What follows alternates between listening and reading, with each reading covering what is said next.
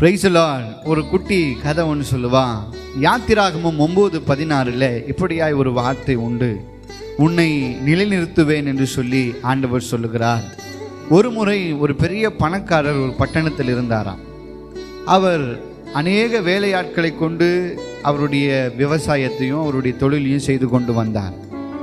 காலப்போக்கில் அவருக்கு நிறைய சொத்து சுகங்கள் எல்லாம் சேர்த்து வைத்த போது அதை பராமரிப்பதற்கும் அவருக்கு பின்பதாக யாருக்கு அதை கொடுப்பதற்கும் என்று தெரியாமல் அவர் வாழ்ந்து கொண்டிருக்கிற வேலையில வயதாகி பலவீனப்பட்டு மரித்து போய் விட்டாராம். அப்படிப்பட்ட சூழ்நிலையில் அவருக்கு பின்பதாக அந்த பட்டணமும் அந்த ஊரில் இருக்கிறவர்களும் இவருடைய சொத்து யாருக்கு போக வேண்டும் என்று சொல்லி யோசிக்கும் போது அதை பொதுவாக ஏலம் விட்டு பிரித்து கொள்ளலாம் என்று யோசித்தார்களாம். அப்படி அவர்கள் எல்லாரும் ஏலம் விடும்போது ஒரு அழுக்கு சட்டை போட்டு அவங்க வீட்டில் வேலை செய்கிற ஒரு கஷ்டப்படுகிற ஒரு தொழிலாளி ஒரு வேலைக்காரர் வந்து எல்லாரும் ஒவ்வொரு பொருட்களை குறித்து மிதமிஞ்சி பேசி கொண்டிருந்தார்களாம்.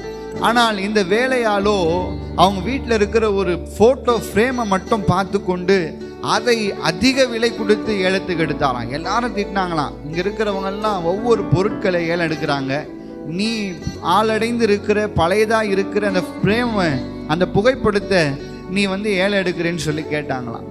அது அவங்கக்கிட்ட யார்கிட்டையும் எதுவும் சொல்லாமல் அநேகருடைய முன்பதாக அவமானப்பட்டு அந்த புகைப்படத்தை ஏலத்துக்கு எடுத்தது நிமித்தமாக வேதனையோடு கடந்து போனாராம்.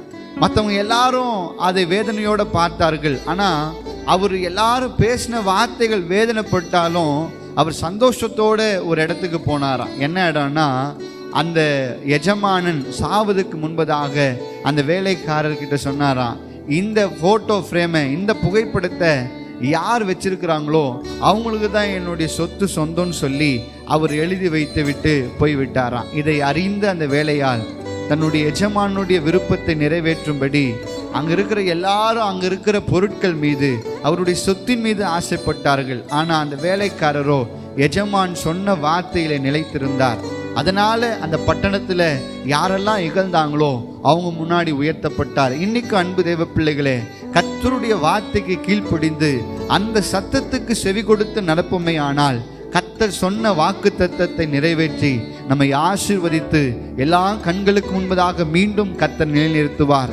இன்றைக்கு நீங்களும் அப்படிப்பட்ட நிலையில் இருப்பீங்கன்னா கர்த்தர் உங்களை மீண்டும் உங்கள் ஸ்தானத்தில் உயர்த்தி அழகு பார்ப்பார். கர்த்தர் தாமே உங்களை ஆசீர்வதிப்பாராக. God plus.